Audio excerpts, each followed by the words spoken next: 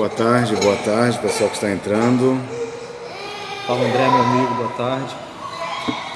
A gente está fazendo aqui, desculpa atrapalhar, Patrick, que tem o Facebook na frente, o meu Instagram do lado esquerdo e o Instagram do Patrick do lado direito. Isso é uma ideia minha, claro. Toda a ideia louca aqui é minha, mas porque ele estava aqui, é um convidado da nossa Casa de Faixa, veio aqui estar conosco, então a gente vai fazer esse trabalho, mas em 3, não sei nem para onde olhar. A gambiarra tá grande aqui, gente, então vocês relevem que... Mas está tudo muito bem feito, vocês estão conseguindo ver e ouvir perfeitamente aí? Acho que sim, né? Dê um feedback aí. E Patrick, para quem não conhece aqui, é um grande estudioso de espiritismo, um menino muito inteligente, tem um trabalho muito lindo a respeito disso aí, então vai ser ótimo. Tá contigo, Patrick, o pessoal já está tudo... Rúbia tá entrando ali, Ednelson, boa tarde, galera. Oi, Ludmila, tudo bem? Bom, gente, a gente vai começar aqui, né, nesse formato de live que a gente está fazendo, né, de bate-papo aqui pelo Instagram e pelo Facebook. E hoje eu estou tendo a oportunidade de estar aqui na Casa de Fátima, ao lado do meu amigo Fernando. E temos aqui caros amigos aqui acompanhando também. E para falar sobre esse tema, né, que acho que ninguém melhor do que o Fernando para poder falar com muita propriedade e seriedade sobre esse assunto diante do trabalho muito sério que ele já vem fazendo há muitos bons anos, né, Fernando? E para adentrar nesse tema, gente, já passando a palavra para o Fernando também, vamos começar, Fernando, assim, acho que a gente pode passar para as pessoas um pouco sobre o que é mediunidade, né? Como que ela começa a se manifestar para a gente, como ela se manifestou na sua vida, o que de fato é mediunidade, né? A gente sabe que é uma propriedade que todos nós temos, né?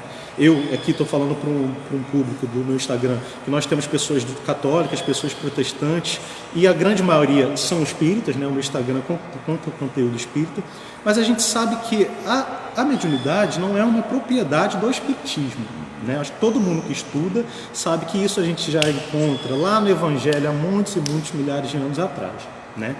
Então eu queria que você falasse um pouco, Fernando, sobre isso, né? Kardec fez essa compilação, né? Consolidou essa informação sobre a mediunidade. Hoje a gente tem ali um caminho que se iniciou por Kardec, mas a gente sabe que a mediunidade é uma propriedade de todo mundo que está encarnado, que todos nós possuímos, né? Em menor ou maior escala.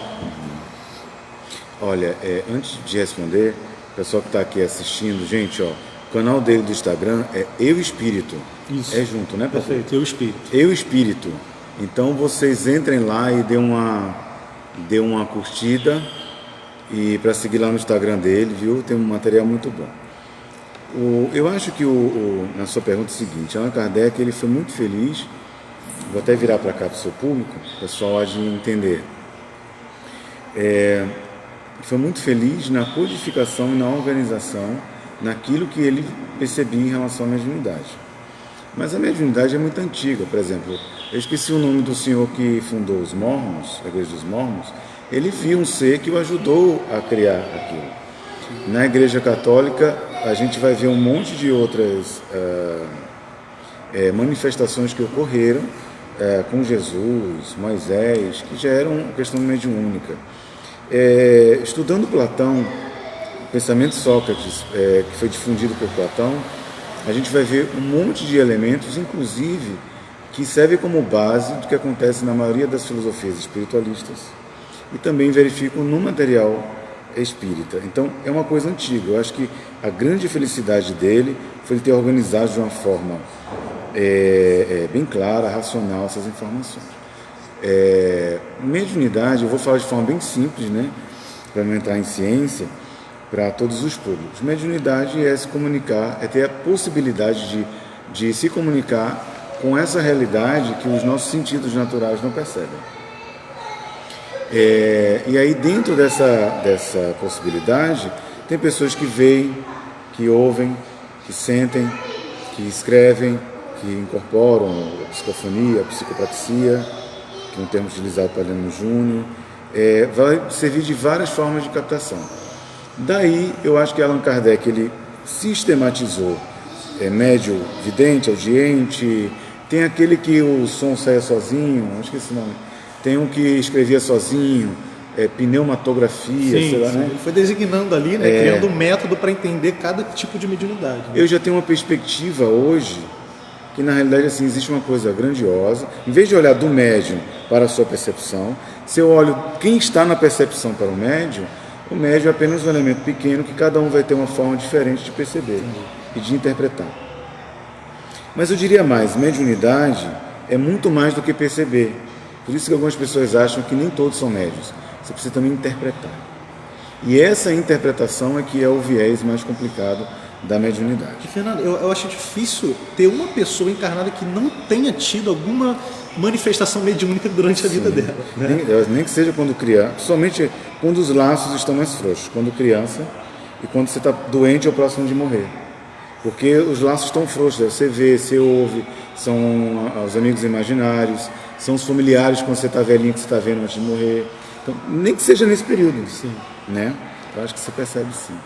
Eu estava estudando, né, e fazendo algumas palestras sobre um texto do Emmanuel, que se chama Oração e Atenção. E o Emmanuel começa a falar como que Deus se manifesta para a gente, né? Como que a espiritualidade atende às nossas preces, como que ele se manifesta. E o Emmanuel começa a falar coisas corriqueiras assim no dia a dia, né? Por um diálogo providencial com um amigo que te aparece desprovidentemente no seu dia a dia, por uma ligação que você recebe, numa página de um livro.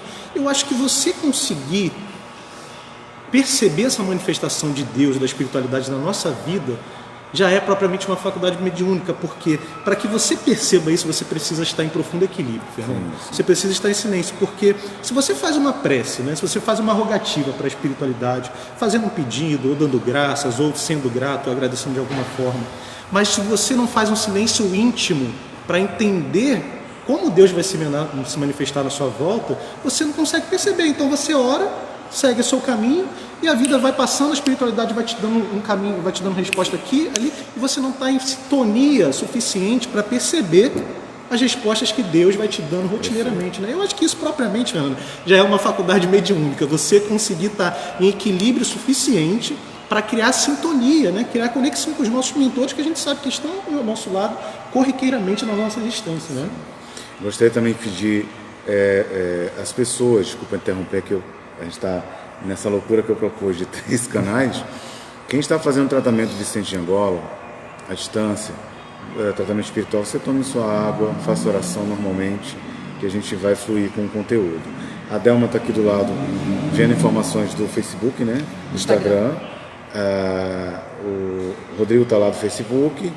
O Patrick está aqui do Eu Espírito. Hoje estamos aqui com a Dona Alda, a Estela, a Michele, do Rodrigo. Estamos com a Gisele, que é de Piedade, que é na Jacarepaguá. Com o Léo Rochenfels, especialista em novelas.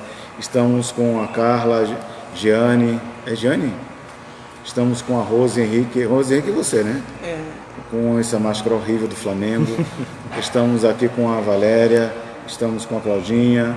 A Thaís e a Laura lá, porque a Laura hoje deu um piti brabo aí. A Laura é filha do Fernando, tá, gente? Deu um piti brabo. Eu vou desconstruir essa ideia filosoficamente, porque veja bem, quais dicas para a gente lidar com a nossa mediunidade? A mediunidade é tão pessoal quanto a sua própria perspectiva de individualidade. Eu vou dar um exemplo. Estivermos em transe aqui na casa, eu vou olhar aquele ser e você vai dizer assim: pô, Fernando, parece um homem de barba e tal. Eu vou te falar, não, cara, na realidade eu estou vendo uma bola de luz. Quer dizer, na minha perspectiva, eu vejo de uma forma. Sim. Na sua, você vê de outra. Porque senão a gente convenciona que todo espírito tem forma humana, e não é. Convenciona que todo espírito tem as mesmas realidades que a gente passa na vida humana, e não é. Então, isso já muda. A questão do equilíbrio também, eu vou desconstruir. Tem que ter equilíbrio? Óbvio. Mas o que é equilíbrio para mim, pode não ser para você. Sim, perfeito. Porque senão a gente cria uma ditadura do equilíbrio. Sim. Que para ter equilíbrio eu tenho que ter música clássica, eu tenho que vestir branco, eu tenho que... Entende? Sintonia é muito particular, né? Sintonia é uma questão muito particular. Equilíbrio propriamente, cada um precisa de uma coisa, né? Para conseguir fazer esse silêncio íntimo se equilibrar. Né? Uma vez eu contei essa história, eu concordo com você, uma vez eu contei essa história e vou repetir ela aqui que eu estou me lembrando. Eu estava arretado da vida, porque eu era tanto trabalho que eu estava me doando para alguns livros, hoje eles são todos gratuitos, graças a Deus, no site da Casa de Fátima. para quem quiser baixar. Era um carnaval. Eu não queria escrever, não queria me doar para a psicografia. E apresentou a Luiz Fonseca, que não está aparecendo, mas no meu está aparecendo o rostinho dele ali. O Aloysio Fonseca, que é essa consciência espiritual, esse espírito, ele disse que a gente tinha que fazer. Eu estava retado, eu estava ouvindo, acho que era Araqueto, ou foi Timbalada, alguma coisa assim, acho que era Timbalada, sim. Carnaval. E eu não queria, mas eu estava feliz, eu estava sendo contra o que ele queria, só para ser do contra. Sim, sabe? sim. E aí ele provocou que eu vou brincar, mas eu vou falar de forma sistemática para as pessoas entenderem. Na hora que ele provoca, ou seja, só é provocado o médium. A pessoa que tem isso de forma anímica da sua alma, ele provoca. O médium não, o espírito tem que provocar nele. Então, quando ele provocou a mediunidade, eu entrei no transe. Entrei, não me lembrei mais de nada, terminou lá o material que ele queria. Quando acabou, estava tendo a música da Timbalada e estava o Luiz Fonseca fazendo sinalzinho assim, dançando. Mentira. Tipo assim... Sensacional. Ele não precisou de uma música clássica para entrar no transe. Porque eu não tenho esse viés de acreditar que é só esse o caminho, né? Cada um sabe o seu caminho. Cada um sabe a sua forma. A dica é, primeiro, se entender. Depois, você se doar para a mediunidade. Perfeito. E, Fernanda, agora trazendo isso para a realidade de hoje nos nossos centros espíritas, né? A gente até falou um pouco disso aqui antes da live. Tem muito, no movimento espírita existe um pensamento de que a era das manifestações mediúnicas já passou. Né? Nós tivemos aí a partir da década de 50 com o Chico. E o Chico propriamente dizia que o trabalho preferido dele era o que ele fazia com as cartas psicografadas. Né? Era nem mesmo de psicografia. Né? O Emmanuel disse uma vez que o mais importante era o livro. Né? Mas o Chico, o que ele mais preferia, o que ele mais gostava, se sentia bem mesmo, era com as cartas. Né? E hoje a gente de fato vê uma diminuição das manifestações mediúnicas nos centros espíritas e naturalmente, porque a gente sabe que o que todo mundo precisa propriamente é o estudo, né? Intimamente todo mundo precisa estudar, mas a manifestação mediúnica também cumpre uma função muito importante e a gente vê isso dentro do trabalho que você exerce aqui nas Cartas de Fátima. Como é que você vê hoje essa propagação da manifestação mediúnica? Né? Você vê que as pessoas estão sendo instruídas a trabalhar em mediunidade no movimento espírita e nos movimentos espiritualistas que existem. Como é que você vê isso hoje em dia? Né? Porque tem muitos médiuns aí que não sabem hoje, jovens com a mediunidade aflorada, que não sabem como trabalhar isso, porque acabam não encontrando dentro da casa espírita um caminho para estudar, né? Um caminho para poder trabalhar a mediunidade. Então, como é que você vê isso hoje em dia? Os movimentos religiosos, não só espírita, né? Mas religiosos de forma geral, criou uma força bipartidária, quase que política ou política, dos não conservadores, de direita, extrema direita, são aqueles que vão dizer que jamais poderão ter a mediunidade, sim. E os de extrema esquerda que vão dizer assim, precisamos de mediunidade a todo custo. Eu gosto do meio termo, onde, por exemplo, você vê que nessa parte dos jovens, é um momento da puberdade onde a mediunidade, você vê que ela é orgânica, ela vem de uma forma orgânica. Então, por mais que seja uma coisa psíquica, ela surge de um movimento orgânico para fazer o contraponto. Daí, se o jovem não tem esse espaço para que ele seja devidamente cuidado, acolhido para a questão mediúnica, então como é que ele vai lidar com isso ao longo da vida? Que ele vai ser um advogado, ele vai ser um pai de família, ele vai ser um vendedor, um pedreiro, o que for, e a mediunidade vai seguir o resto da vida dele. Sim. Então ele precisa saber lidar com isso. Então eu gosto desse meio termo. Bem, isso aí só vai acontecer o seguinte, quando nós entendermos que tem coisa que não dá para fazer. Tudo o que é mais fácil toma-se como ponto de partida do melhor. Ou seja, você imagina um jovem, um adolescente de 15, 16 anos, está na mediunidade e percebe um espírito. Não vai rolar vaidade? Vai. Não vai rolar orgulho? Vai. Mas aí eu, como um dirigente acolhedor, eu vou dizer assim, peraí, olha, nem assim não, meu amor. Primeiro eu dou exemplo. Não é assim não, vem cá, tal. Vamos acolher, olha, vaidade não dá em nada, esse negócio aí é ruim e tal. E aí você vai ajudando, evangelizando aquela pessoa, né? E o que nós temos não, corta tudo porque é mais fácil do que a gente lidar com a vaidade do outro ser humano. Sim, até porque a mocidade, né, é um momento que muitas coisas acabam aflorando para os jovens, né? Eu não me considero um jovem com 27 anos, mas já passei daquela fase, né, que muitos sentimentos da nossa encarnação começam a aflorar. Então, de fato, trabalhar a mediunidade desse momento também acaba sendo um desafio, né? Sim. Mas o centro espírita precisa, de alguma forma, ser um instrumento acolhedor, né, para esse jovem espírita que vem tendo essas manifestações mediúnicas, né? Sim, sim. E tem uma frase do Emmanuel no livro Missionários da Luz, que o benfeitor Alexandre, uma frase que o Emmanuel dita, mas quem diz é o benfeitor Alexandre. Ele diz que até as materializações eram para ser um fenômeno corriqueiro para a gente, mas que a gente ainda não está preparado, a gente não se prepara devidamente para que isso aconteça naturalmente. Eu sabe? posso dar Eu vou dar aqui uma coisa que não sei que é uma ideia que não sei se é legal. Rapaz, não é mesmo que eu chegar para uma criança e falar assim, toma um pirulito, minha filha, e você não tira o papel da embalagem para a criança. Então, você está falando de mediunidade, mas você não tem um contato com os espíritos? Sim. Então, a coisa é muito mais ampla do que um contexto de encaixotar, de engavetar uma ideia. A gente precisa debater, agora, de uma forma organizada. Uma outra coisa que eu falo sobre mediunidade é assim, gente, seriedade não tem nada a ver com você ser chato, não. Você pode ser feliz, sorrir, brincar e você ser sério. Então as pessoas tratam a mediunidade assim, ó. Tem uma mesa, vou receber o espírito. Estou na psicofonia. Olha, você não pode levantar a mão, você não pode. Tem que falar baixinho, você acaba criando uma nova escravatura mediúnica, onde eu, como médium, vou ser o escravo, obrigado a agir daquela forma, que se eu fizer diferente, eu sou um mau médium, um médium desequilibrado. E não é. Tem uma passagem de Chico que é legal, isso até para o jovem é bom para criar polêmica.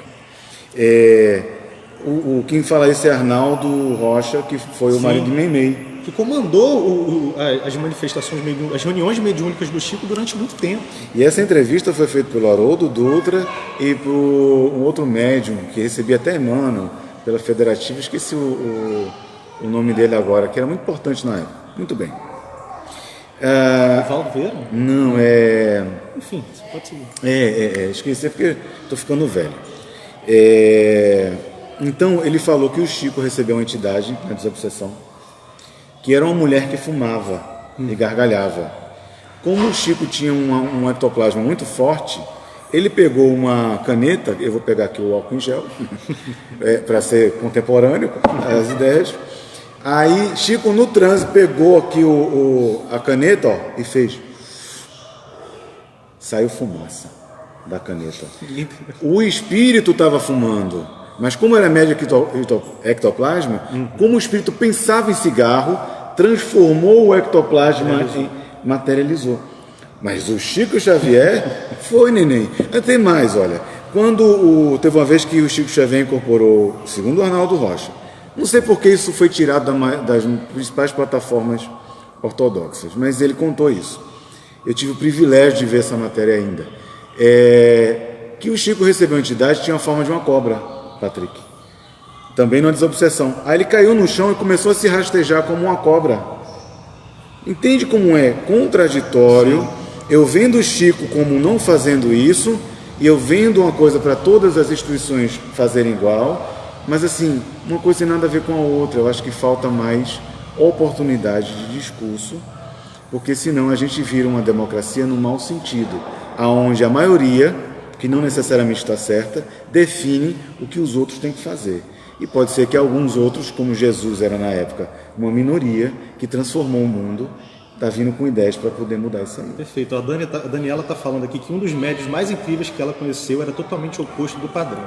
E entrando nesse assunto agora, vamos entrar nisso que é muito importante, porque a gente também falou um pouco antes sobre isso, que existe hoje um processo de santificação dos médios, né? Como se todos os médios fossem missionários. A gente, dentro do movimento espírita, é isso, de se associar tudo ao trabalho que o Chico fez, né? E cada um, a gente sabe que tem a sua função, né, Fernando? E naturalmente, por estarmos encarnados num mundo de provas e expiações, nós vamos cometer, eu não sou médium, tá, gente? Não ostensivo como o Fernando, mas nós, seres humanos, iremos cometer erros, né? Naturalmente, o médium não está eximo disso.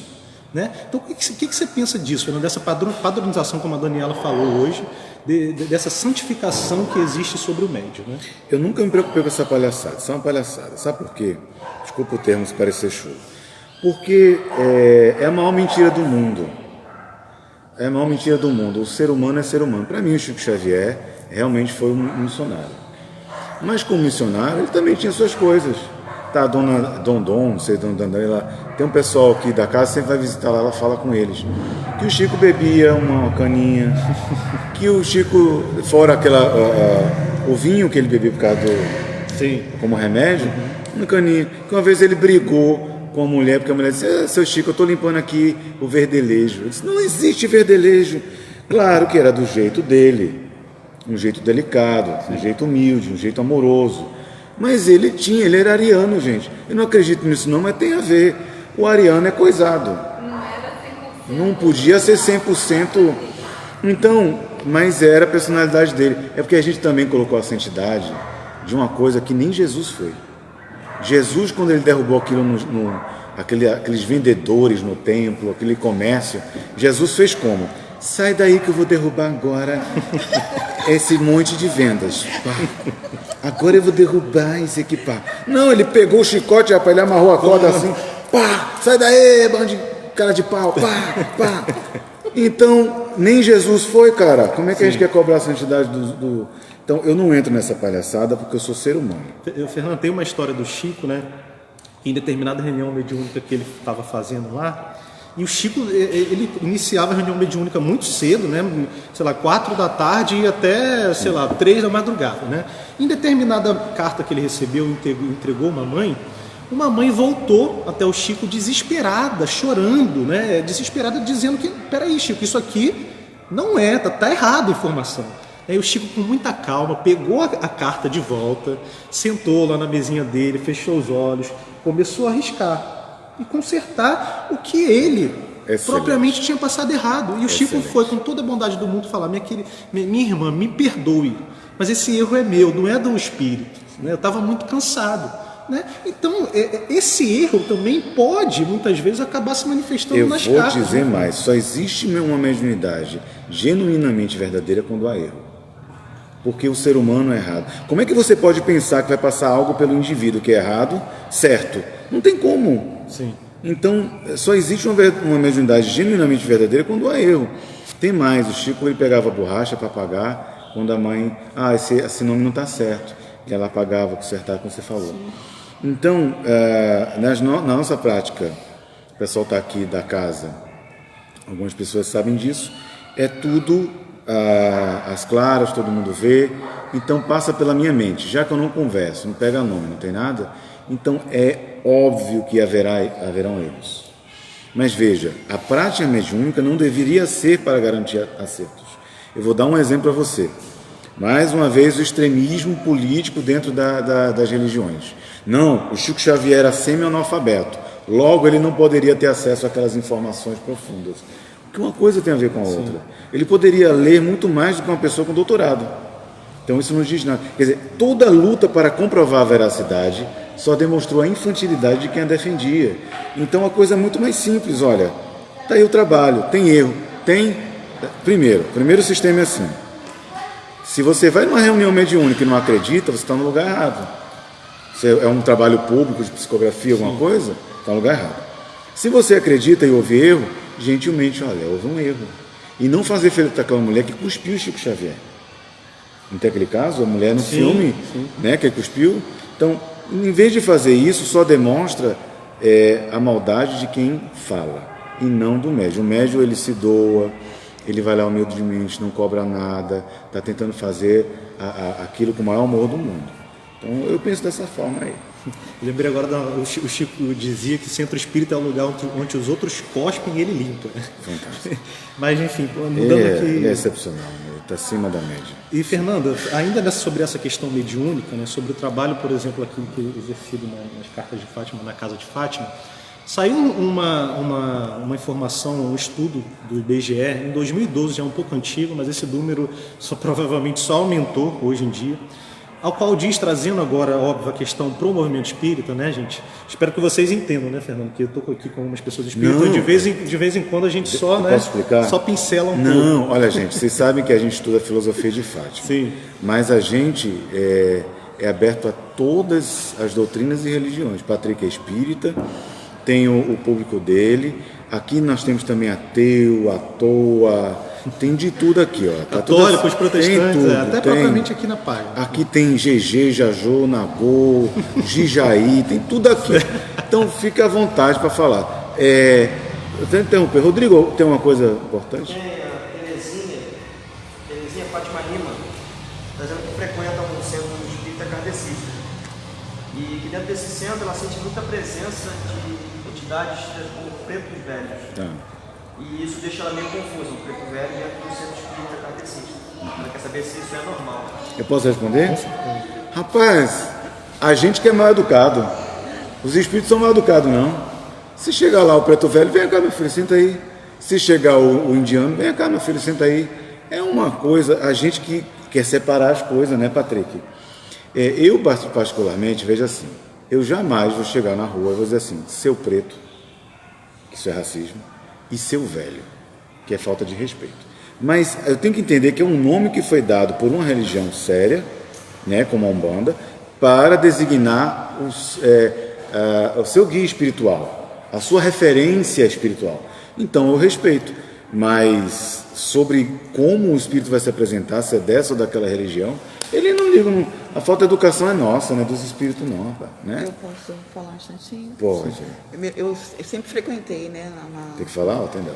Eu sempre frequentei uma parte que seria de Umbanda, né? E eu me lembro que uma dita pombagira disse o seguinte para mim: aqui eu sou pombagira, mas lá no Frei Luís eu sou fulaninha. O Exu aqui é o doutor fulano de tal. Então, a gente se apresenta de acordo com a necessidade de cada lugar que a gente vai. Perfeito. Olha, já estão te paquerando aqui, ó. É Libordinha, eu falo logo, ó. A Libordinha de Santa Catarina já tá fuçando com a Rafaela aqui, ó. É mole. Quem é? Eu espírito, ó. Povo, né? Qual o Instagram do Patrick? Tá te paquerando. É o espírito, gente. Depois segue lá, viu? Mas trazendo aqui de volta, Fernando, diante essa pesquisa do IBGE, saiu essa pesquisa que diz o seguinte: o movimento espírita, a grande maioria, o movimento espírita é a religião com maior poder aquisitivo, sim, com maior escolaridade. Sim.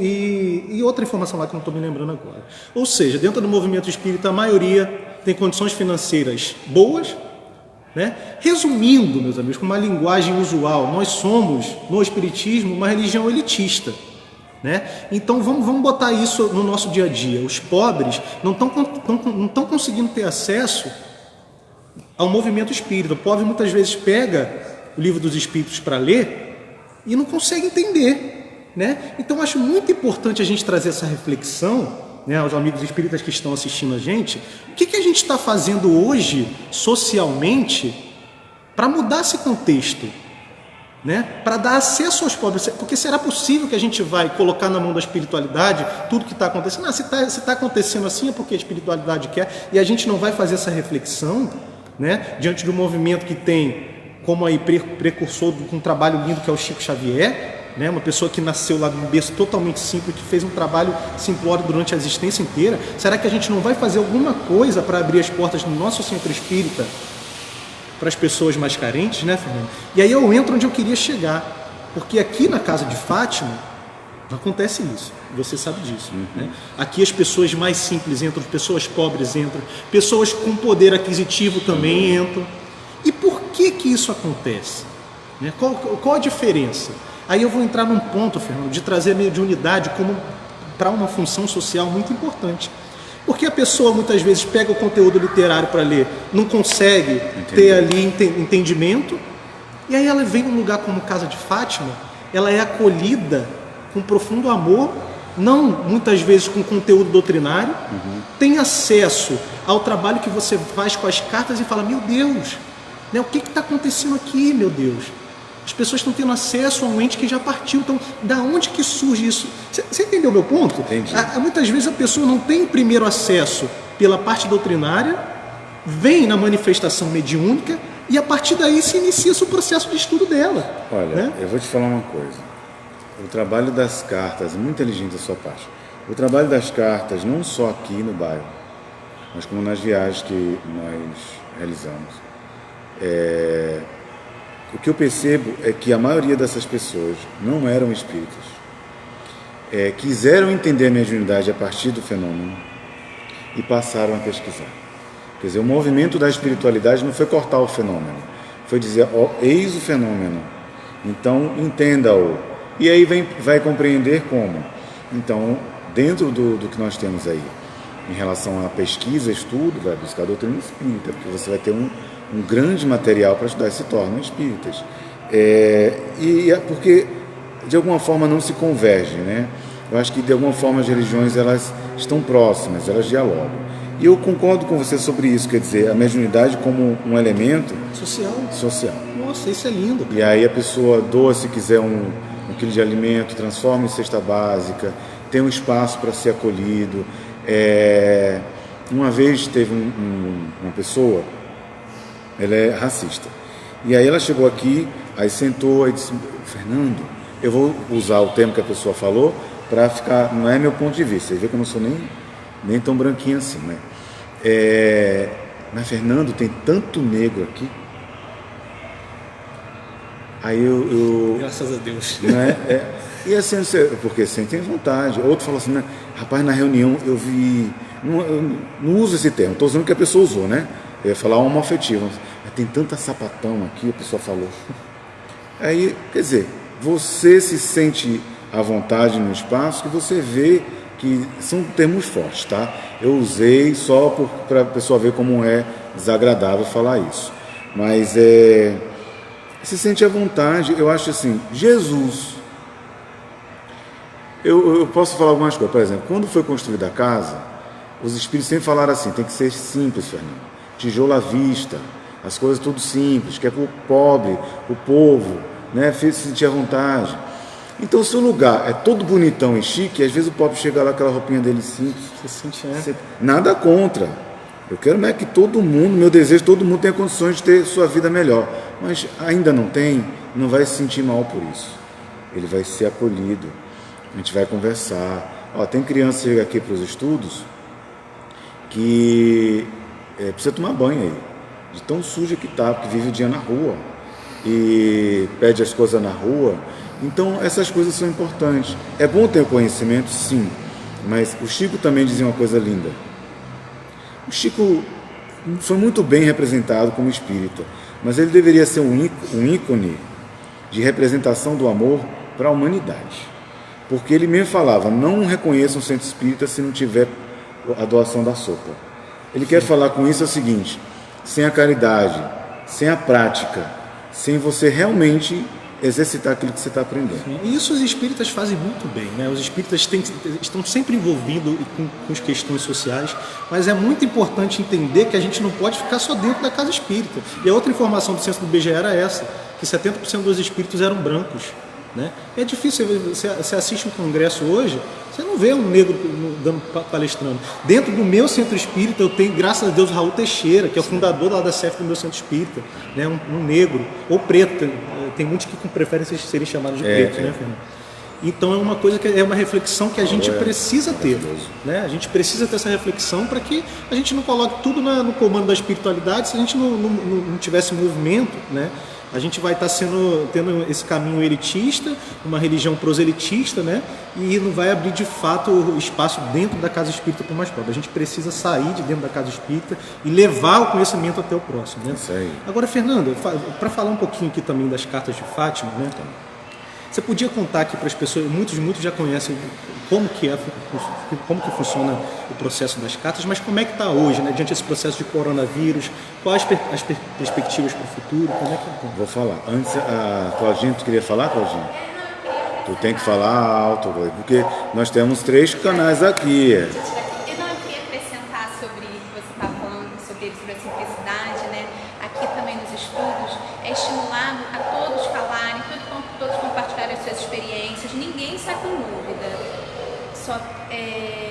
sempre eles participam, quando não participam, até a gente fica, participa.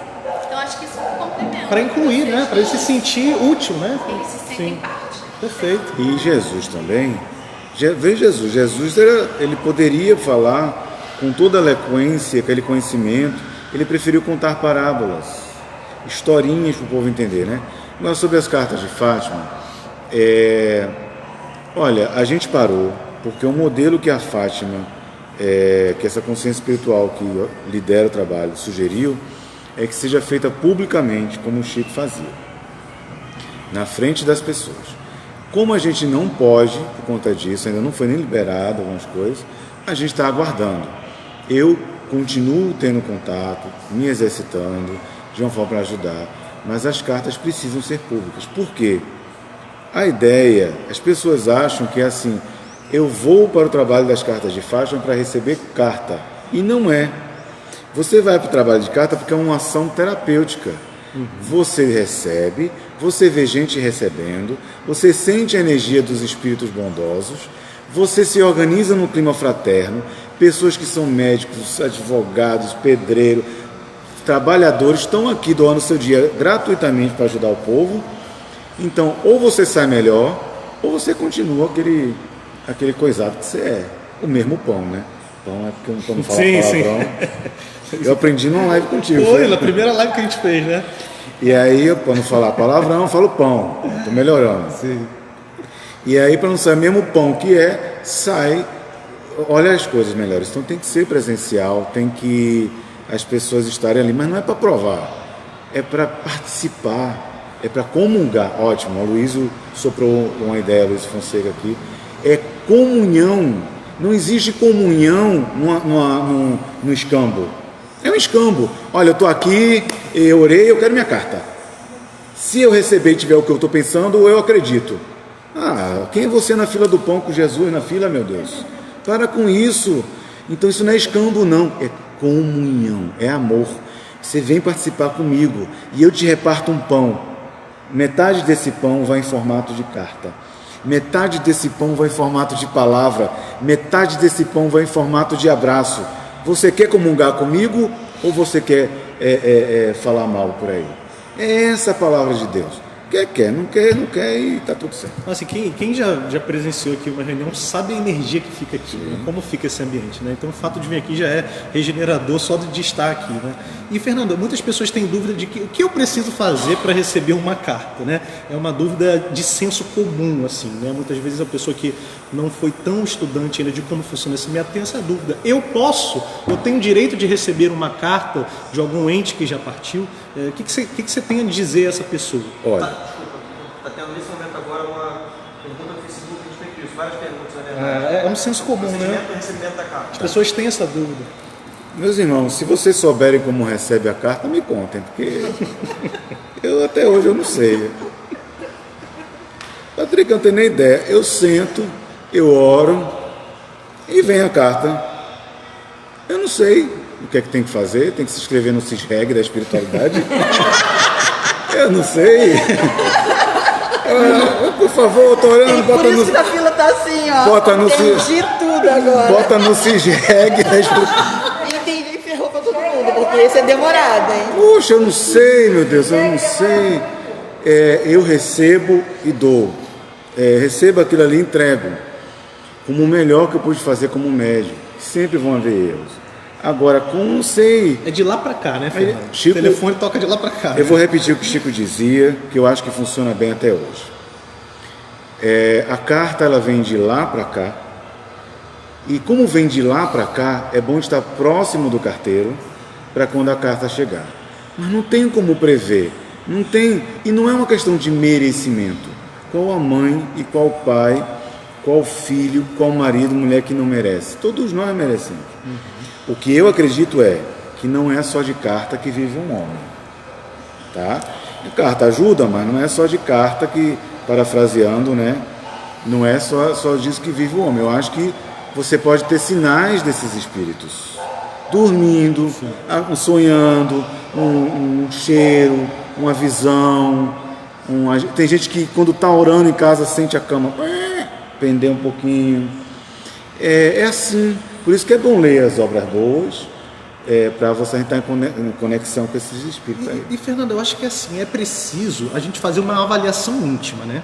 A partir do momento que eu perco um ente, né? Eu preciso me perguntar, será que eu preciso de fato de uma carta? Né? Será que nesse momento tem tantas pessoas necessitadas, será que eu preciso dessa comunicação nesse momento? Né? E será que é tão difícil, gente, a gente se responder isso? A partir do momento que a gente se achar no direito, diante de algum processo de sofrimento, de saudade que esteja atordoando a nossa existência, eu me sentindo no direito, agora vamos lá, primeira coisa, vamos estudar, né, o que acontece, o que está por trás disso, e segundo, gente, não tem mistério também, vamos entrar em contato com os nossos amigos benfeitores, vamos orar, vamos se comunicar com esse ente que desencarnou, para ver se é possível que ele venha interagir, trazer essa carta para a gente, né? Porque se for possível, Fernando, e se tiver que acontecer, né, a partir do movimento sincero que desabrocha do nosso íntimo, de interação com os nossos amigos benfeitores e com o nosso ente que partiu, em algum momento ela vai chegar. Né? Pode demorar 1 mês, 1 ano, 2, 3, 5 anos, mas se tiver que chegar, se você realmente estiver precisando, ela vai chegar. Claro que sim. E eu vou falar uma coisa que não ofenda as pessoas que estão nos ouvindo, mas assim, uma análise psicológica. Muitos daqueles que buscam cartas buscam a relação egóica e egoísta. Elas não querem uma carta. Muitos querem escutar aquilo que elas querem ouvir para legitimar seus sentimentos. Muitos recebem cartas, temos exemplos aqui hoje, que transformam a vida. Que eram o Rodrigo completamente incrédulo pela realidade dele, e hoje é um dos maiores pilares do trabalho da filosofia de Fátima, com tantos outros aqui. Então, mas eu vejo que muitos é assim. Eles querem se legitimar. Por exemplo, poxa, estou me sentindo culpado, não fui uma boa mãe. Ih, caramba, ele tem que me dizer para todo mundo ouvir que eu fui boa mãe. Porque se todo mundo ouvir ele falar, eita, eu vou sair bem da história, ó, rapaz. Entendi. Só que o problema é o seguinte, tem médio que é assim. Eu vou te falar não sei se eu devo contar, eu não sei se eu conto. Gente, calma, se o pessoal aí do Patrick falar para contar, eu conto, mas não gosto. Queria, então já era, filho. Não sei se eu conto. Vou dar até um pouquinho de café aqui, minha filha. Dá um café aí. Vamos, oi? Pode falar, Rodrigo. Então, a respeito do reggae de espiritualidade, a dona Ana Cristina Albuquerque está agoniada porque é uma mãe lutada e devolveu a filha há pouco tempo. Então, fazendo perguntas aqui sobre a filha, se podia, você pode dizer alguma coisa sobre a minha filha e tal. Como você não tem esse hábito, em seguida entrou o assunto do CISREG, deixando claro para quem está assistindo que você não está anunciando no Facebook. Ela disse que você está debochando da dor dos outros. Então, eu queria que você fizesse um comentário a respeito disso para poder... Vamos. Eu vou contar isso aí, esse engraçado pro pessoal. Me lembra para contar, tá? Esse negócio que é... Ih, até estou esquecendo. Surgiu outro assunto, estou assim agora. O que eu ia falar? A gente estava falando de quê, meu filho, antes? Você ia contar uma coisa aí que você falou que não contou. Mas a gente estava falando de quê que eu ia contar? Eu ia contar um negócio bem bom. Não, você não disse o quê? Você só perguntou se a gente queria... Porque falou que nem sempre... Conta, tá todo mundo no conta aqui agora. Tá já bom. tem uns 10 Me pontos. lembra, é uma mãe que recebeu uma carta e que não era aquilo que ela esperava, tá? Me lembra. Deixa eu falar, como é o nome dela? Ana Cristina Albuquerque. Tá no Facebook, meu? Olha aqui o pessoal do Espírito e dos Instagram aqui, a mulher da Ana tá aqui no Facebook. Eu fui brincar com esse negócio de Xerez e ela falou que eu tô debochando. Minha filha, eu sou enlutado. Eu vi a minha mãe falecer, eu tinha 20 anos de idade. Eu tentei reanimar ela, não consegui. Devolvi meus avós em situações similares. Perdi o meu filho, eu sou um pai enlutado também, por perseguição religiosa, tá? A minha esposa estava grávida e perdeu, foi uma das coisas mais difíceis da minha vida, por perseguição religiosa, se dizendo espírita, nem é espírita. Perdi muitas pessoas que eu amava. Eu doei a minha vida gratuitamente para o trabalho de consolação em luto. Como que eu posso estar debochando? Só que a gente não resolve dor apenas falando de um jeito, a gente pode sorrir também. Então, se você se sente ofendido, eu sinto muito, mas eu não vou deixar de ser o que eu sou, tá? Agora, você pode também olhar de uma forma diferente, viu? Sobre a questão da carta, realmente existem médiuns não sérios que fazem isso. Eles ficam por escambo, por troca, dizendo como está o filho, o parente, sei que o tempo todo. Isso daí a Fátima já me falou. O maior trabalho do médium é silenciar. O médium não tem que falar tudo. O médium, ele tem que silenciar. Ele só fala quando é a hora de falar, num trabalho sério. Não é chegar na rua e falar qualquer coisa.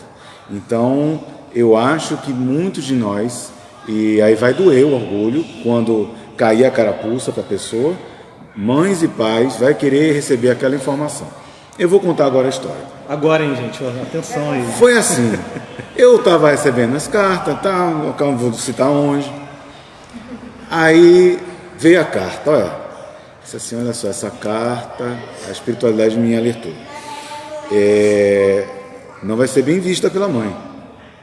Por quê? A mãe ia em algumas reuniões, tinha um médico que recebia, não vou dizer que não é sério não, mas eu estou contando a história como ela é.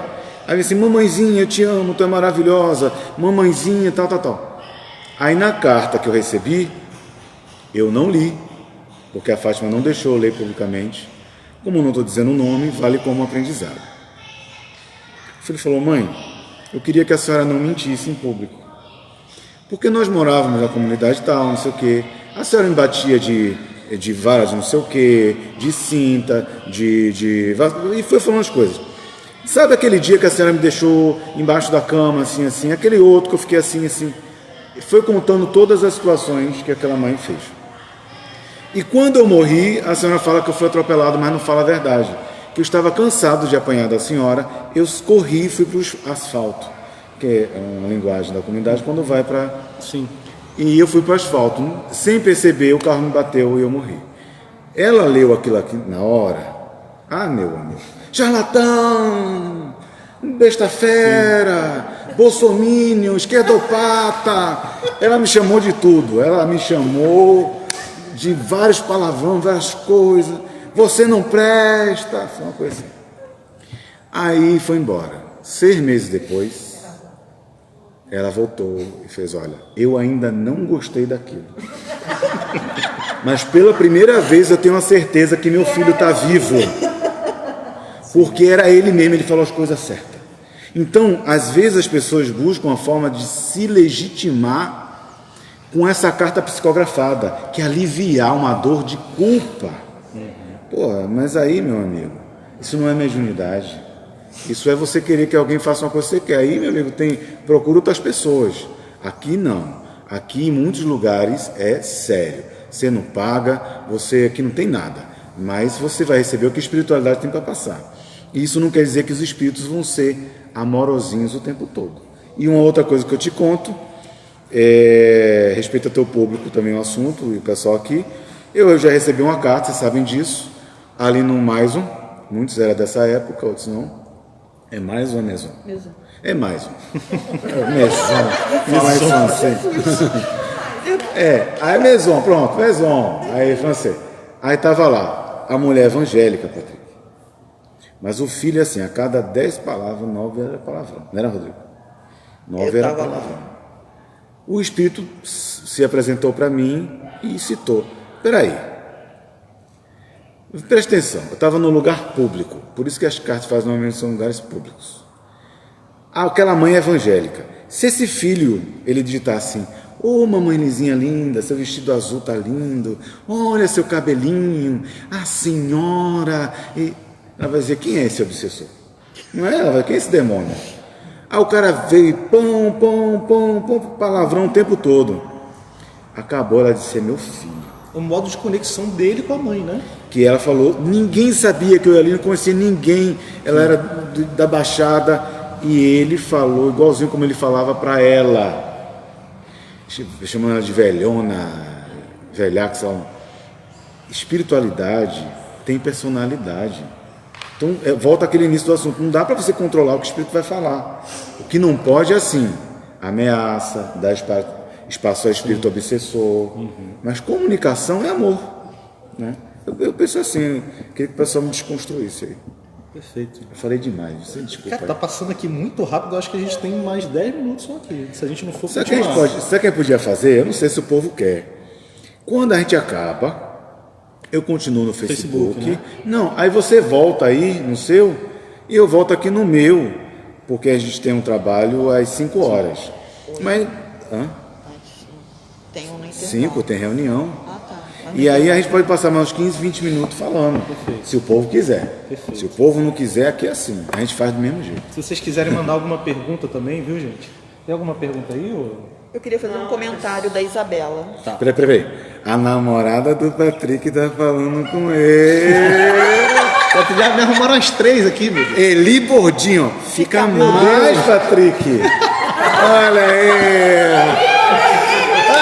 Eu já sou branco. Uma dessa fica vermelha aqui. Ficou vermelho. Olha o pessoal tudo curtindo, teus amigos aí. Olha, o povo quer a rocha. É, rapaz. Bebel falando. Olha, quem for paquera dele... E tem outra aqui que quer também, eu Quem quero. for paquera dele, juventude, agarra logo, hein? Eli Bordinho que agarra ele aqui, ó. Olha a outra, Virgínia. Quero! Tô arrumado. Meus problemas acabaram. Quero! Ok? Todo mundo agora quer aqui também. Meu canal, gente, é Eu Espírito, lá no Instagram, beleza? Isso. Me segue aí, Isso, gente. Eu segue. Espírito. Eu Espírito. Olha, se é hétero, Sou hétero. é macho, rapaz. É Sou sim, macho, filho. rapaz. Isso aí, Nada isso aí. contra, mas sou hétero. Ele é pegador, não é macho. Ele é direitinho. Ele é do centro, é todo. É Niterói? É, lá em Niterói. Sou de São Gonçalo, né? Mas o centro é lá em Niterói. Então, ó, já tá. Surgiu Ó, aqui, ó. você Esse que- povo é muito sem vergonha. Ó, você Tô vê. lascado, Priscila, tô Os lascado. espíritos é tudo certinho, os espíritas. Meu povo não. As filosofias de Fátima é tudo não. Tô lascado, o povo quer rocha. Ah, Fiquei vermelho, fiquei. De uma cor dessa aqui, qualquer coisa o cara fica. vamos casar o Patrick. Mas vamos lá, gente. Mandem algumas perguntas aí que vocês tiverem. Quando tiver para terminar aqui eu aviso, mas acho que ainda tem mais 5 minutinhos antes de fechar essa e iniciar outra. Tá, deixa eu fazer só esse comentário da Isabela desde o início, isso. Ela deve ser uma jovem, né? Isabela Argola. Não existe acolhimento aos mais jovens. Muitas vezes ficamos perdidos. Não, a Isabela Argola não é jovem, não. Isabela Argola, que ela faz um negócio com limão. Cadê a Thaís? É limão, o que ela faz? Limão, banana, vinagre. Não sei. Ah, é nutricionista? E água. É nutricionista? Aí ela bebe aquilo e rejuvenesce e emagrece. Tá. Mas ela tem quase 50 já, Ah, tá Isabela. bom. Muitas vezes ficamos perdidos. E depois aquele comentário de que ser santinho, não sei o quê, que o espírita tem que ser todo comedido, né? Não, ela isso- colocou da seguinte Isso. forma. Ah, desculpa, vai falar o comentário. Totalmente. Sempre fui muito desacreditada por meu jeito de ser, fora dos padrões dos médiuns. E eu acho isso muito importante também a gente falar sobre isso. Na live que eu fiz semana passada a gente falou sobre isso. E se tratando principalmente dos jovens, existe também dentro do movimento espírita e com certeza também nos outros movimentos religiosos, o que acontece é o seguinte, né? Cria-se um perfeccionismo diante dos jovens, cria-se não, exige-se que o jovem não pode entregar. Né? Então o jovem nasce num país como o Brasil, um país extremamente machista, com um lixo cultural que o jovem recebe, e não importa se ele nasce em berço espírita, em berço católico, não é difícil você ter uma existência reta, gente. Ninguém consegue ter uma existência reta, mesmo sendo espírita, protestante, umbandista, o que seja. Então o jovem chega na casa espírita, muitas vezes os orientadores, o dirigente sabe que o jovem está naquela fase ali de adentrar no tema da sexualidade, de ter acesso muitas vezes ali ao álcool, né? E o orientador não tem a paciência de saber lidar com isso. Né? Chega e joga uma mensagem doutrinária na frente do jovem, né? Como se ele não tivesse o direito de passar por esse movimento de evolução, né? E aí o jovem simplesmente não se sente acolhido dentro da casa espírita, porque existe dele um perfeccionismo que não existe. E isso vale também para mulheres que pensam em aborto, pessoas que estão pensando em se suicidar, né? Isso é tido, muitas vezes você chega numa casa espírita, no atendimento fraterno, e a primeira coisa que a pessoa faz é tratamento desobsessivo, só porque a pessoa pensou em suicídio, né? Que dizer de Dona Ivone Pereira, né? Que tem na literatura espírita muitos livros e ela tinha tendências suicidas. Então, meus amigos, todos nós estamos sujeitos a isso. Então, o que a gente precisa é de uma mensagem doutrinária, a gente já sabe, né? A gente quer se sentir acolhido, né? Que a gente quer chegar dentro de uma instituição que as pessoas abracem, né? E esse medo, essa ansiedade que a gente passa, se dilua. Sim. Porque a gente já tem conhecimento doutrinário e ainda assim espíritas estão se suicidando. Então, o que falta então? Falta a gente mudar o nosso método disso aqui, ó, de saber ouvir, de saber acolher antes de tudo. Antes de tudo, o primeiro passo é acolher esses jovens, acolher essas pessoas que pensam em se suicidar, que estão pensando em abortar, que já abortaram, para depois, Fernando, aí tudo bem, aí pô, vamos fazer um tratamento espiritual, né? Vamos dar todos os benefícios que as doutrinas espiritualistas têm diante desses assuntos. Mas a primeira coisa é acolher, senão a pessoa não se sente pertencente a esse movimento. Eu sou mais radical, eu defendo uma banda, por exemplo, eu sou doido para ter uma banda aqui, com bateria, sim, com perfeito. guitarra, Isso eu acho. com baixo, música, sim. teatro, mas música mesmo, com bateria, com... Os evangélicos conseguem agregar tanto. Aí o pessoal falou, vocês querem virar evangélico? Mas isso é muito bom no lado evangélico. O que é bom tem que ser imitado.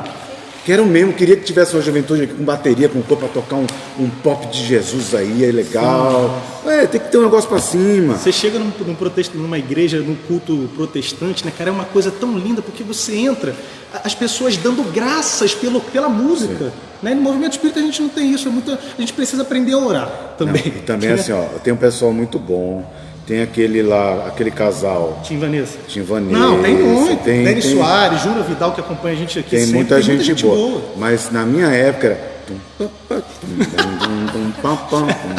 Aquela coisa... Aí eu era, formiguinha. Ainda canto essa música lá. Pelo amor de Deus. Aí também, como é que é a outra... Uma que você detesta. Não é que eu detesto, é porque eu vi tanto. Ouviu muito. Que aqui eu toco, dá um negócio em mim. Quanta luz. Quanta luz. Aí dá um negócio assim em mim, eu fico assim. Que música. Porque direto só tinha coisa. De novo. Eu ia palestrar na doutrina espírita, aí eu chegava lá e começava, uma homenagem ao orador Fernando Bem. Quanta luz. Aí já dá um negócio.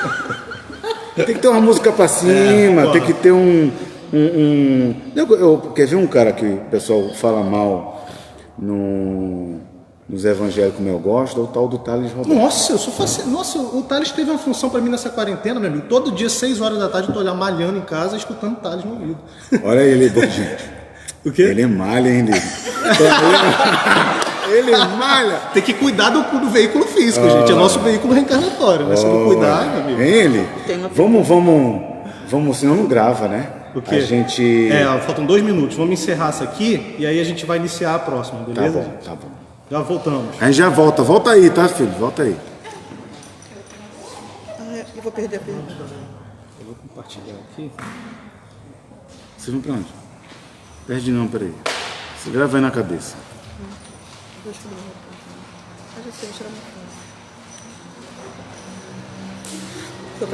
Pessoal do Facebook, estamos aqui. Esse é o momento que a gente está trocando aqui o negócio do Instagram, tá? Então, só pra gente voltar mais uns 15 minutinhos, que eu vou ter uma reunião e depois tem outra live mais tarde. Só pra gente ficar aqui só mais um pouquinho. Vocês estão bem no Facebook? Tá tudo certo? Quem que tá com o Facebook?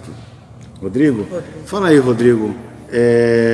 Pro pessoal. Olha, depois que vocês forem assistir esse momento, por volta de 4h25 e 4h30, estava falando isso daí, não sei pra Claudinha, essa parte de vocês ficou toda iluminada.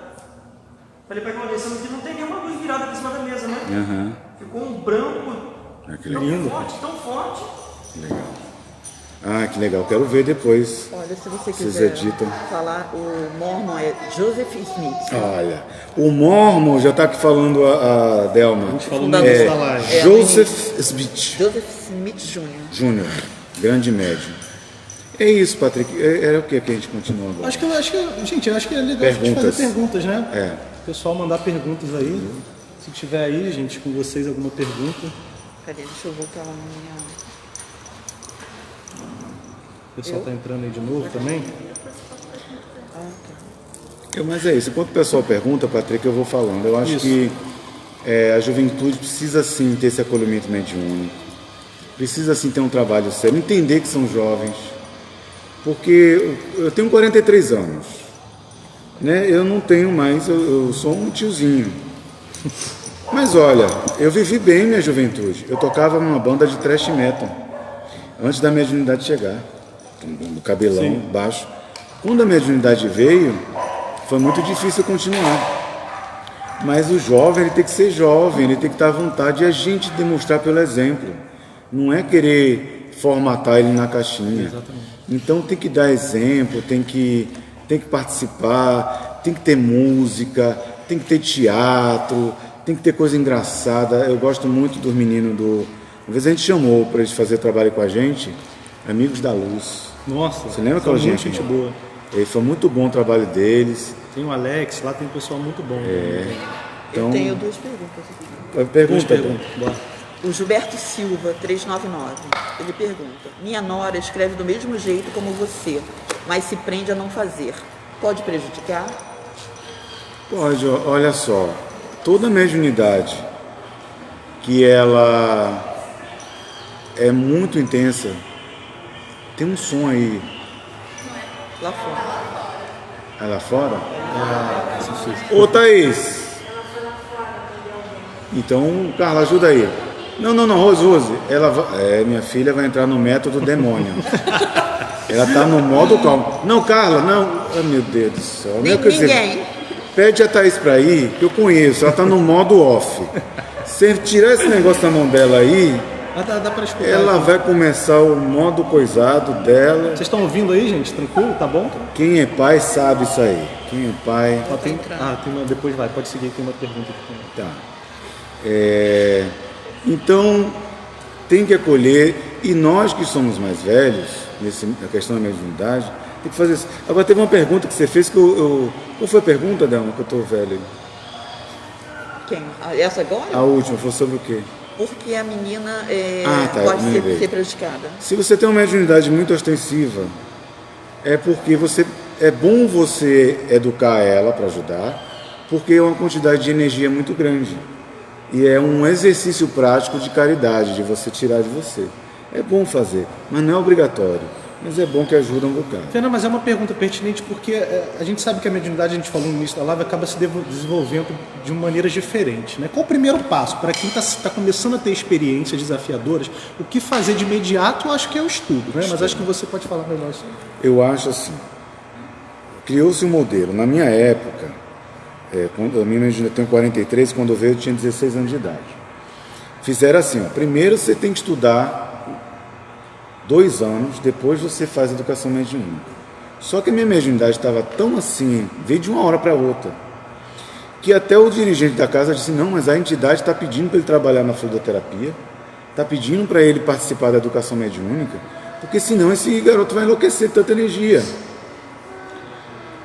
A coisa foi tão punk, que a minha primeira psicóloga nessa época, quando acabou a terapia depois de 1 ano, ela, muito legal, ela psicóloga, me ouviu, quando acabou a terapia, disse, acabou a terapia, tá bom?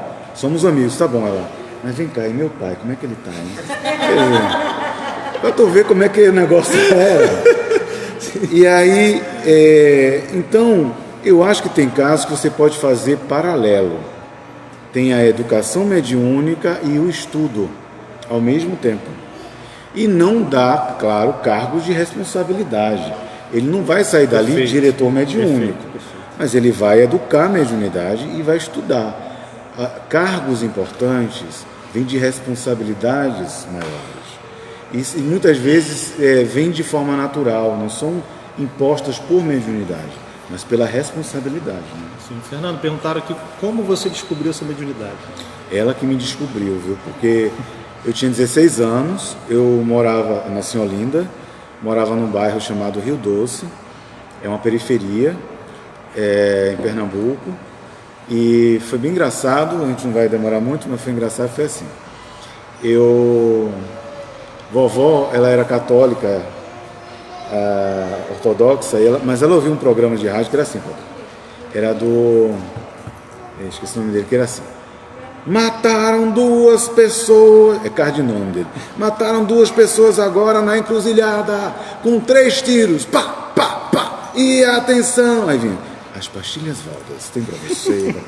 Quer dizer, o comercial e a morte era o combustível da coisa. E eu me lembro que eu estava ouvindo aquilo, entrei no trânsito, estava acordando, e eu vi um ser deformado, era meio homem, meio animal. Fedia, me chamando de assassino e de déspota. Pô, nunca tinha matado uma barata. Então, quer dizer, eram coisas de outras vidas. E déspota eu também não tinha ideia do que era. E aí foi um infernão durante um ano. Até que eu decidi frequentar a instituição espírita e eduquei lá. Aí passei, a maior parte da minha vida mediúnica foi pelo espiritismo, né? Eu era ortodoxo. Depois foi que eu decidi estudar filosofia de Fátima. Fernanda, assim. Olha que pergunta boa aqui da Rebeca. A fé é pré-condição da mediunidade? Não. E não, a gente vê no próprio Divaldo Franco, as manifestações mediúnicas que começam sem que a pessoa muitas vezes sequer saiba o que de fato é aquilo, né? A fé, ela traz uma vibração boa. Quando uma fé é para coisas boas. Mas a mediunidade é inerente. Tem muita gente, por exemplo, apostadores, que são grandes médios, mas são inspirados por espíritos perversos, que ele vai ganhar dinheiro, usar com energias ruins, que é o escambo, a barganha daquele espírito perverso.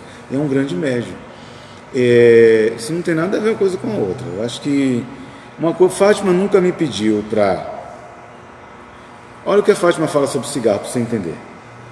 Fátima nunca disse assim, não fume. Ela disse, olha, o problema do cigarro é que o vício, na hora do transe, vai fazer com que você se lembre do cigarro, você vai perder a conexão e você pode não receber o nome de um parente que vai ajudar. Veja que respeito dela. Então, não é contra uma coisa, é a favor do bem comum. Então, não é obrigando a você ser um engessado, é fazendo com que você seja alguém para ajudar de forma mais livre. Perfeito. Sim, gente, o tratamento encerrou às 4h30, vocês me desculpem. Quem fez o tratamento aqui espiritual pode beber água, agradecer a visita da espiritualidade. A gente está concluindo o nosso bate-papo muito inteligente aqui, que esse menino é muito inteligente, Patrick, que vai sair aqui com uma relação de poliamor com várias mulheres, porque tem pelo menos 3 querendo casar contigo. Não vou eu ficar vermelho de novo. 3 querendo ficar aqui, casar. De nada, Rebeca, Deus te abençoe, minha filha. Então é isso, a gente vai concluindo, o tratamento encerrou, mas a gente vai batendo um papinho aqui que tá bom. Posso fazer uma pergunta? Pode falar, Zé. É o Eduardo Souza, ele colocou assim, ainda dentro desse contexto mediúnico, até que ponto a mediunidade afeta a vida do médium no processo de afloramento mediúnico? E este não tem conhecimento deste processo. É importante a pergunta, porque... Você quer falar, Patrick? Não, fica à vontade. Como a mediunidade, veja bem, aí que é uma coisa bonita e importante do espiritismo. O espiritismo tem ferramentas literárias, tem ferramentas de pesquisa que vão ajudar o médium a ter um norte. Hoje, muitas instituições umbandistas se servem de estudos de Allan Kardec para lidar com a mediunidade. Na filosofia de Fátima, tem um Marco, que é um grande estudioso da doutrina espírita, se serve também disso, também aqui na filosofia de Fátima. É importante ter mais material, mas é importante que a gente desconstrua algumas coisas, porque educar a mediunidade não é engessar o médium, é fazer ele entender, porque é única. Olha uma coisa interessante sobre vidência. Eu não sei se eu devo contar. Vai começar o pessoal. Conta. Bora, gente. Comenta aí. Conta. É porque é uma coisa que é tão assim, não deve ser falado. Mas eu não sei. O pessoal pedir para contar, eu conto. Até lá, põe um cafezinho aqui. Deus te abençoe, cafezinho pro tio. Pode botar em cima aí. Aí, então tá. já. Mesmo. Então vamos lá. Só porque eu... País, conta. Ixi, já era. Eu vou contar. Não é fofoca, não. É informação de conteúdo de pessoa alheia para crescimento espiritual. Não, calma aí, repete. Eu vou esquecer. Não é fofoca. Então, o que acontece? A gente vê duas curiosidades de mediunidade que eu aprendi na experiência. Isso não tem na codificação kardeciana, porque isso não era tratado na época. Tem espírito, ele não precisa tocar em você, Patrick, para você sentir. Ele pensa. Ele pensa, a maioria entende que ele vai manipular o ectoplasma para tocar em você. Mas não, ele pensa, ele provoca as informações que estão no seu cérebro, o cérebro acredita naquilo que está acontecendo e você sente como se fosse real. Tem uma mulher, uma senhora, isso é verdade, ela falou para mim, ela veio para mim pedir para Fátima, porque ela queria voltar a sentir o marido dela. Ela dizia que o marido dela morreu, isso é verdade mesmo. Ela veio me falar, sentir que o marido dela morreu, e ela sentia que o marido coisava ela. É sério, meu filho, é sério. E ela sentia... O que é uma manifestação também de nada absurda, né? Eu acabei rindo aqui, mas nada tem de miraculoso nisso, né? Mas aí eu acho que ela não sentia a coisa da coisa. Você está entendendo? Eu vou falar assim porque respeito ao público. Isso. Ela não sentia o negócio. O que acontecia? Ele desejava tanto ela era médium, ele desejava tanto ela, que imprimia na mente dela essa informação. Psicossomaticamente, ela sentia no corpo. E ela já tinha, gravado já também. E ela já tinha gravado isso. Ela poderia buscar mnemonicamente do hipocampo aquela informação que estava guardada. Não era uma coisa nova. E não acontece isso, por exemplo, com a síndrome do pânico? Você sente dores e questões físicas que são irreais. Mas elas são físicas. Então é uma coisa... É o que, Rodrigo? Ela falou, eu quero. Ah, meu Deus, Yaya. Gente. A Yara falou que quer, rapaz. Tá no Facebook. Yara, o seu marido faleceu há quantos anos, Yara? É o fogo do amor eterno, a Bebê falou. Quantos anos que o marido da Yara faleceu? 3 anos? 5, né? Ele já tá com outra do lado de lá. Ele já arrumou uma morta, deixa ele em paz. 5 anos. Seja liberal, meu amor. Pode ser que você tem um conservador. Liberal. Ele tá com outra morta lá no fuco espiritual, mano. Tá tomando água fluidificada com ela. Já pegou ela para passear no bosque do nosso lar. Sai dessa. Ela falou, 4 anos e 6 meses. Só um comentário totalmente fora, aí, mas você gosta desse tipo de comentário, eu vou fazer. A Fátima Alves disse o seguinte, Fernando, há 20 dias atrás estava com uma forte dor de cabeça no tratamento do seu Vicente de Angola. Durante a prece, dormi por 4 minutos, senti meu corpo aquecido e logo acordei sem dor. Gratidão. Obrigado. A irmã dando um relato aí da cura espiritual. Então é isso, eu acho que primeiro ponto que eu ia falar é isso. A gente sente algo que não é físico, foi provocado. E esse provocar, Patrick, não precisa ser do lado. O espírito pode estar no Japão. Se houver afinidade e condições mediúnicas, vai sentir. São aquelas pessoas que sentem uma rasteira e caem. Sim. O espírito não deu a rasteira. Ele desejou, passou na cabeça, ela aceitou a rasteira. E aí caiu. Posso fazer uma pergunta? Diz hoje. O espírito, ele sempre vai utilizar o conhecimento que o médico já tem acumulado? Sempre. A pergunta é muito importante. Lembra a pergunta dela que eu queria concluir a segunda parte. Tá. A segunda parte é a seguinte, é sobre ver. O médium só vê de acordo com o que a sua mente concebe. Eu já vi espíritos que não têm forma humana. Aí vão dizer que é ET, vão dizer que é deformado. Não, sei lá qual foi a experiência que ele teve. Mas não tem uma forma humana. Os espíritos de luz, nenhum deles abre a boca para falar comigo. Todos, a boca está fechada, eu escuto. Então, quer dizer, você vai ver de acordo com o seu pensamento. Eu acho que a mediunidade de evidência é mais preocupante. Você não deve ver e falar. Porque você pode estar vendo uma coisa que a sua cabeça concebeu pela mediunidade. Outra coisa, você pode estar vendo um registro que está na parede. Que as pessoas que têm psicometria percebem. Então o registro está na parede, não é nem está acontecendo, é uma memória daquele objeto. Então eu acho que tanto nessa parte física quanto de ver, são coisas que a gente precisa elaborar, elementos novos que não eram debatidos naquela época. Estou falando de fazer um novo livro dos médios, não. Estou falando em debater sobre isso, porque o momento é outro. Sobre o que a Estela perguntou, se só pode vir informações do que o médico conhece. Sim, mas isso não quer dizer que seja conhecimento agora. Pode ser um conhecimento de outra vida. Mas agora eu estou respondendo por mim. Eles só passam, tanto que o Chico Xavier lia muito. Essa história que só tinha a quarta série, ele lia demais. E tinha uma fixação por santos católicos, e lia muito. Então, era os elementos. Agora, dizer que a partir disso ele plagiou os grandes poetas, não. Porque os grandes poetas, ele usava o conhecimento dele, dessa vida e de outras, para produzir. Mas não que ele fosse um grande poeta. É isso. Mas é uma perspectiva pessoal. Tem uma pergunta aqui. Rapidinho, a Carla está aqui falando de longe, mas aí a gente vai passando. Grande abraço, amigo Nildo, Espírito com Letra está aqui.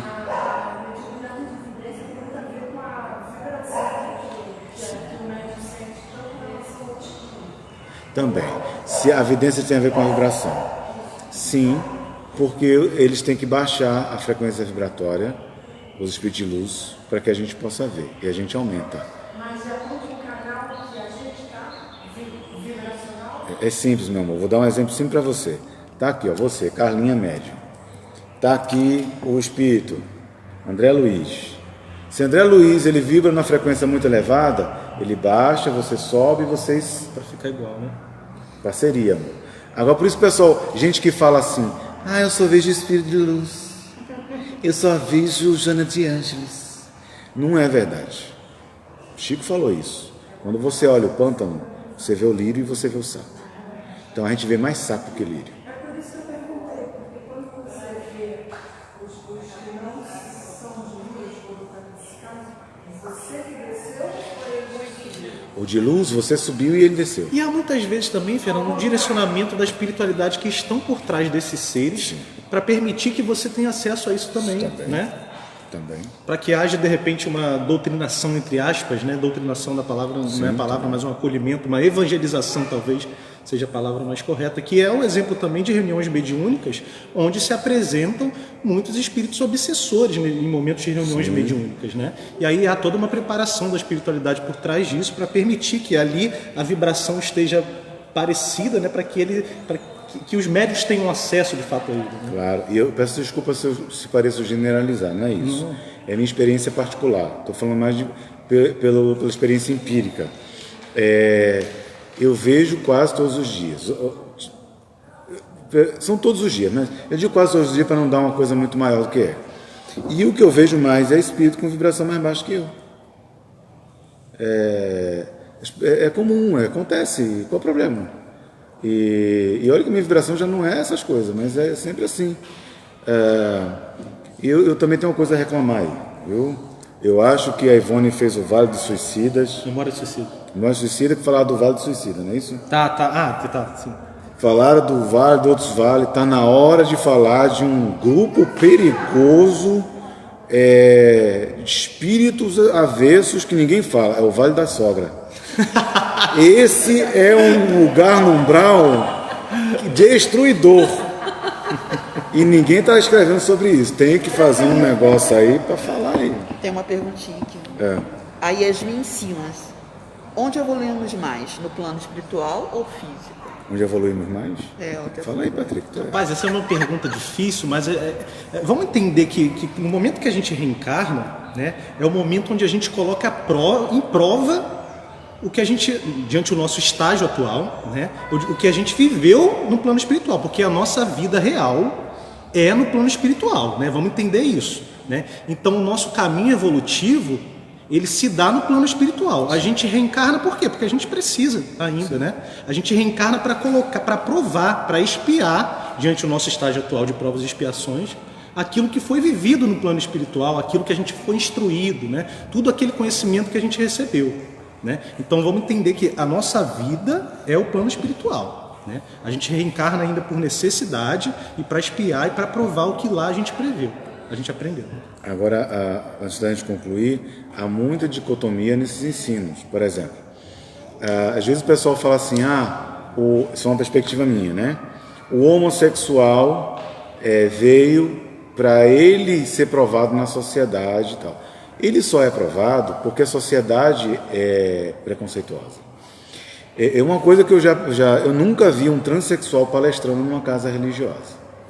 Isso é preconceito. Você vai dizer que não tem um transexual inteligente? Tem. Então, não é que ele prova, não é a transexualidade, a bissexualidade, a homossexualidade.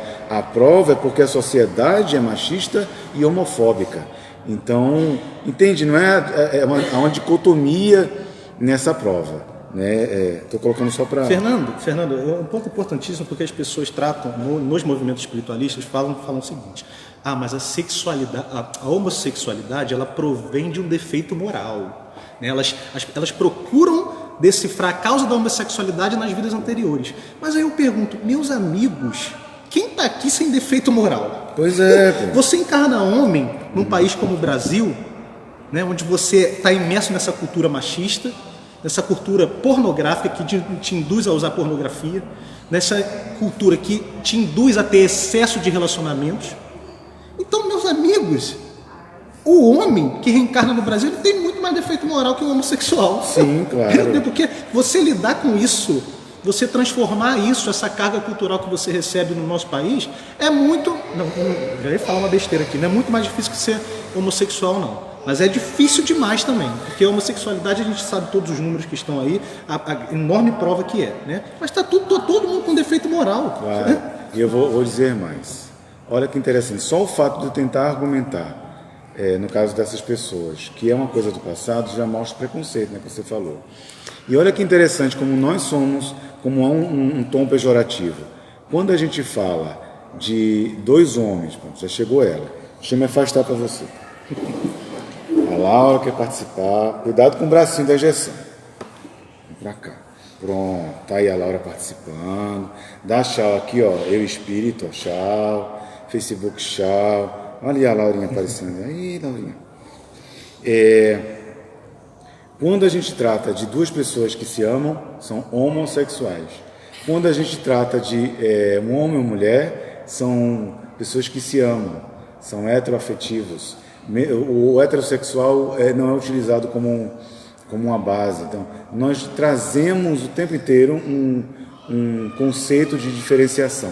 Eu vou dizer mais. Aí que vou mexer... Eu não sei se eu conto isso.